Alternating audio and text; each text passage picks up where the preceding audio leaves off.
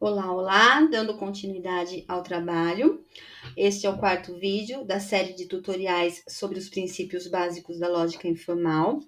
Nos vídeos anteriores, vimos a distinção entre lógica formal e informal, a definição e o escopo da lógica informal. Vimos também os critérios e princípios para uma boa argumentação e os argumentos indutivos. Lembrando que lógica informal corresponde também à teoria da argumentação. Sugiro que, se não viu os vídeos anteriores, volte e veja por quê. Porque nos vídeos anteriores eu transmiti informações que facilitarão o acompanhamento deste quarto vídeo, e neste quarto vídeo abordarei o tema do pensamento crítico e das falácias. Começamos então com uma pergunta básica: o que é uma falácia? E por enquanto vou transmitir uma definição singela. Uma falácia é um argumento que parece válido, mas não é. E quando falamos de um argumento que parece válido, mas não é, estamos adentrando no âmbito da justificação racional. Vamos aprofundando tudo isso ao longo do vídeo, ok? Esse âmbito da justificação racional tem a ver com analisar os produtos da argumentação. E os produtos da argumentação, como já vimos também, é o argumento, ou são os argumentos. Quando pensamos em produto da argumentação e também pensamos em falácia, podemos dizer que a falácia, então, ela representa um paradigma da má argumentação. Essa ideia de paradigma da má argumentação, ela aparece na obra de Vega Renon, um filósofo que vive na Espanha, e essa ideia de paradigma da má argumentação está relacionada com o erro no raciocínio. Entretanto, e isso é importante, nem todo erro de raciocínio é uma falácia. E, de novo, isso é importante, temos que lembrar. Se nem todo erro no raciocínio é uma falácia, então precisamos reconhecer quando é uma falácia, quando esse erro é uma falácia e quando não é. E por que importa reconhecer falácias? Porque essa identificação de falácias, ela é parte do pensamento crítico. E, de certa forma, o pensamento crítico tem uma metáfora interessante, que ele é entendido como um antídoto contra a irracionalidade. Então, se a gente pensar um antídoto contra a irracionalidade, essa irracionalidade, então, ela vem a ser um veneno que faz dano ao processo de pensamento e, de certa forma, contamina as boas práticas da comunicação. E a argumentação é uma das práticas de comunicação. Portanto, o pensamento crítico, ele é esse antídoto, ou seja, ele vai amenizar os problemas da nossa irracionalidade. E o que mais podemos dizer sobre o pensamento crítico? Ele corresponderia, então, à habilidade de pensar de forma autônoma, reflexiva e independente, com clareza e seguindo critérios racionais de estruturação de ideias. Aqui eu apresentei uma imagem, né, onde alguém diz, sim, todos vocês estão errados. Claro que é uma imagem exagerada, justamente para extrapolar essa ideia. E ao extrapolar isso, é para conduzir também a gente a essa ideia, né, de autonomia do pensamento, autonomia e independência do pensamento. O pensamento crítico também tem a ver com o estudo racional daquilo que devemos crer. E a tarefa de identificar falácias é o primeiro passo para evitar os perigos das crenças acríticas. Aqui apresentei uma ideia, né, de um argumento, de certa forma falacioso, mas não vamos entrar ainda em detalhes. O que importa daqui, né? O que ainda mais podemos dizer sobre a questão do pensamento crítico e essa ideia de identificar falácias? Veja, que não essa coisa de identificar falácias, não é uma ferramenta, não é para ser uma ferramenta de inquisição, né, que vale para acusar os outros numa posição de superioridade intelectual, certo? Por quê? Porque a falha de um agente argumentativo nem sempre também corresponde ao acerto do outro agente que está a acusar. Às vezes pode ocorrer de dois agentes argumentativos estarem errados ao mesmo tempo. Por isso, eu gosto de falar que o objetivo do pensamento crítico, que inclui a identificação de falácias, em primeiro lugar, a construção de um conhecimento mais sólido e o apoio também nas tomadas de decisões e soluções de problemas, certo? Então, também não sei se a gente pode dizer que existe alguém que seja um pensador crítico, certo? Por quê? Porque nós, seres humanos, somos falhos na nossa racionalidade e temos momentos aonde manifestamos esse pensamento crítico, mas isso também não é uma constante ali, não estamos todo o tempo nisso. Também cometemos falha. Então, é para também identificar, a identificação das falácias também é importante, não para identificar apenas as falácias que estão sendo cometidas, como erro de raciocínios que estão sendo cometidos por outros, mas também quando nós estamos pensando de uma forma equivocada.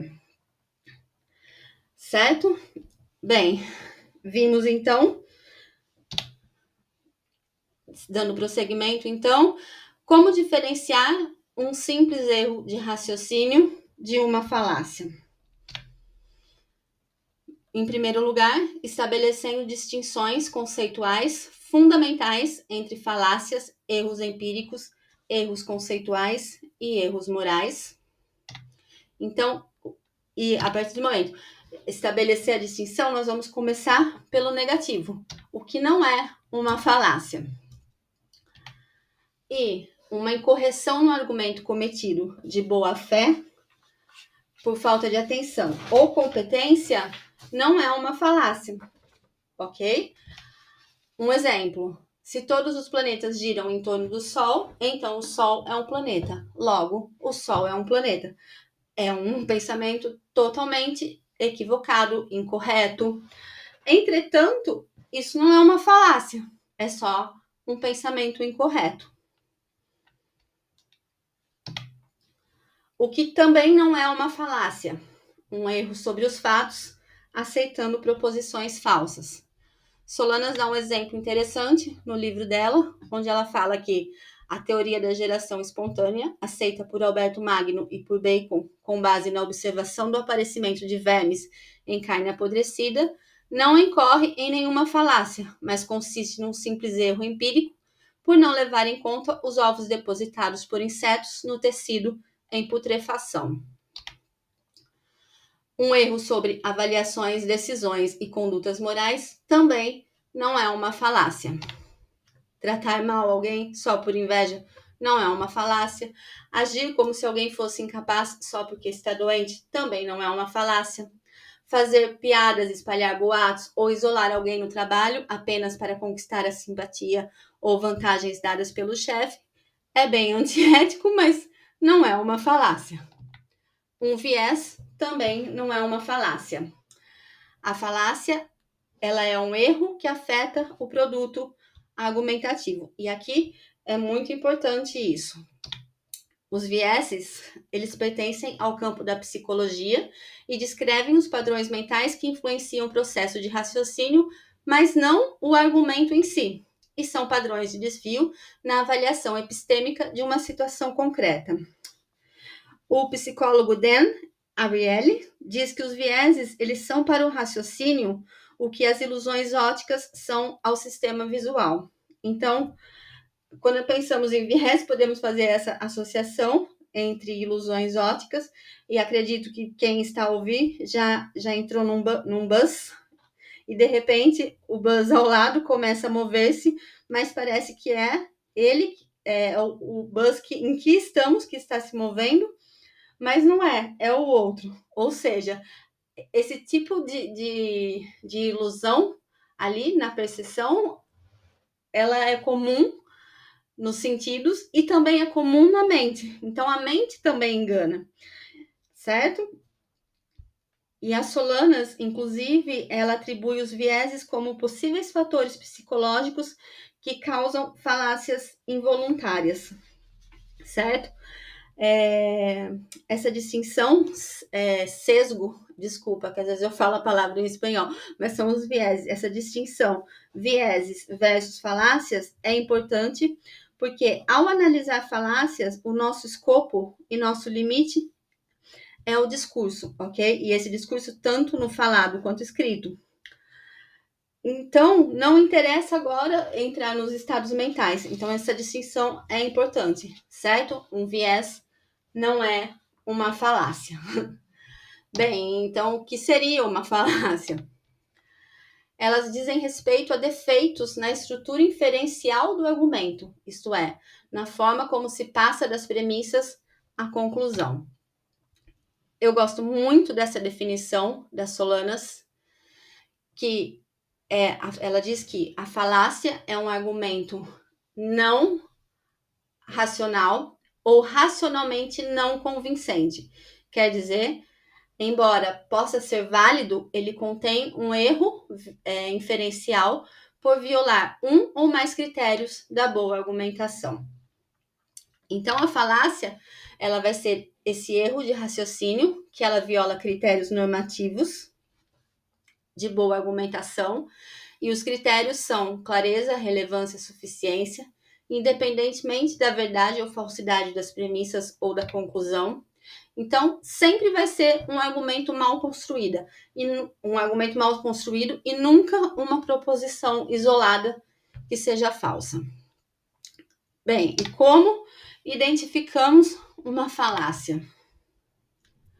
A questão sobre como saber se um argumento é ou não falacioso exige que se compare o argumento em questão com os padrões normativos de um bom raciocínio, levando em conta a sua estrutura lógica e o seu uso dialético e retórico.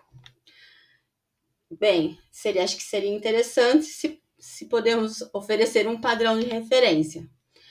Segundo Solanas, esse padrão de referência para um bom argumento é aquele que deve satisfazer tipicamente 3 condições necessárias.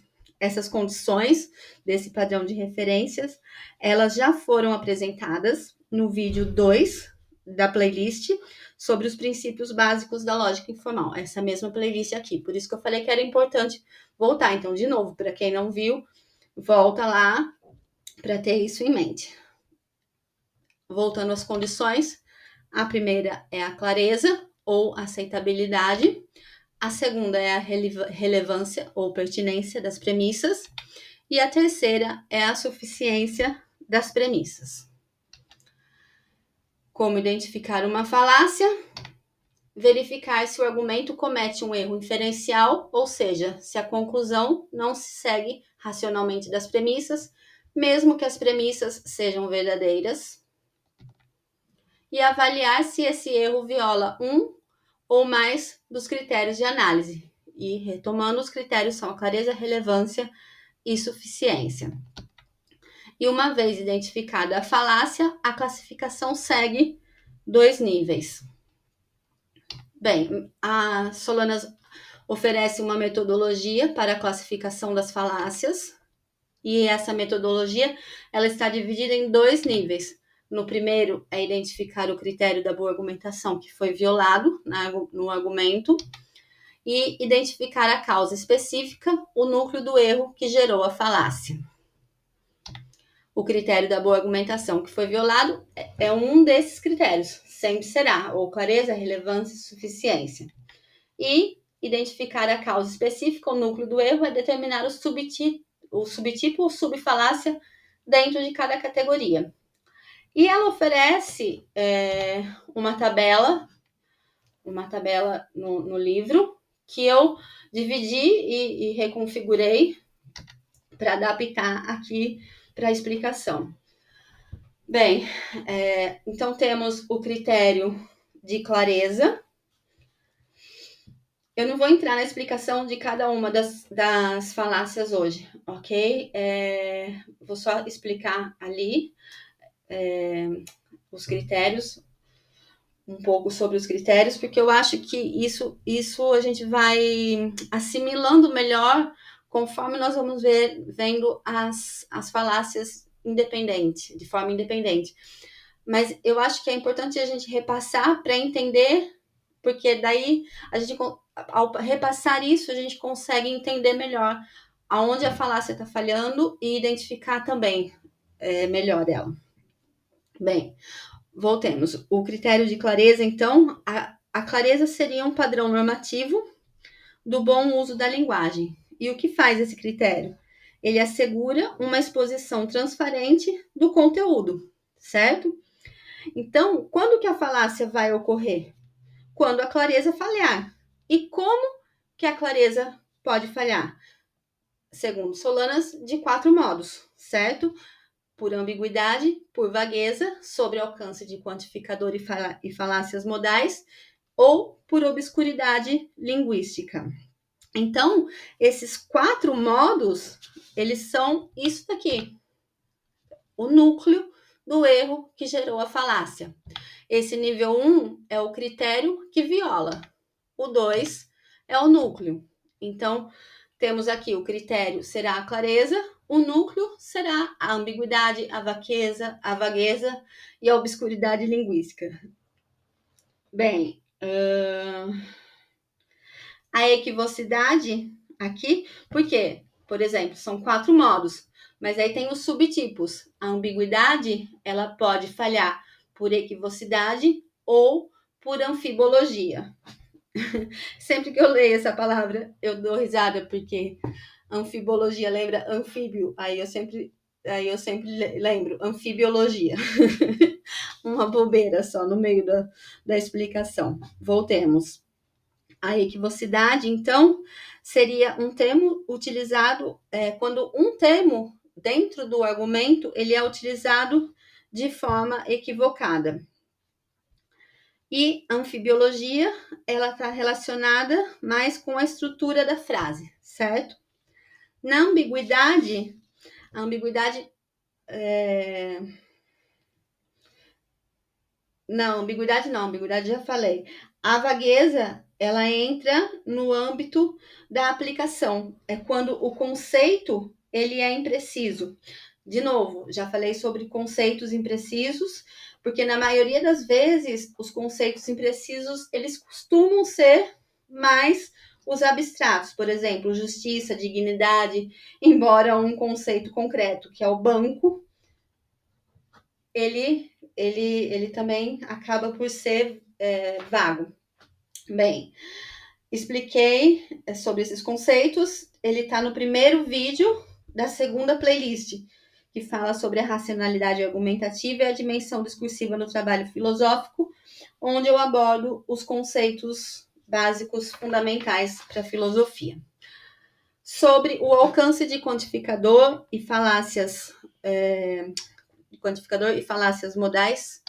Aqui, se a gente observar, isso daqui tá dentro do critério das falácias informais. Entretanto, eu nem vou entrar também nisso, porque apesar de estar classificado como informal, esse alcance quantificador, falácias modais, usa mais conceitos de lógica modal. Então, deixemos isso para depois, sabe? Assim, não vamos nos preocupar com isso agora. E também a obscuridade linguística. No caso, a obscuridade como um critério de profundidade. Geralmente, a obscuridade é entendida ou alguns autores escrevem ou falam de forma muito profunda, muito obscura, como se essa obscuridade fosse um sinônimo de profundidade e sabedoria. E, de certa forma, esse critério, esse modo, né, de obscuridade linguística, ele viola o critério de claridade por explicar o obscuro com algo ainda mais obscuro. Eu falei claridade, mas é clareza, porque às vezes eu confundo o espanhol com o português, peço desculpas. Bem, então, basicamente, a obscuridade ela é esse uso de uma linguagem pomposa ou excessivamente nebulosa para dar uma impressão de profundidade. É uma carência na simplificação dos termos na linguagem, digamos assim. Aí entramos na segunda parte. Veja que eu dividi, ok? Aqui retomando de novo. Eu tratei da primeira parte, que é contra o critério de clareza. Agora entramos no critério da relevância. Aqui, o critério da relevância, ela falha, né?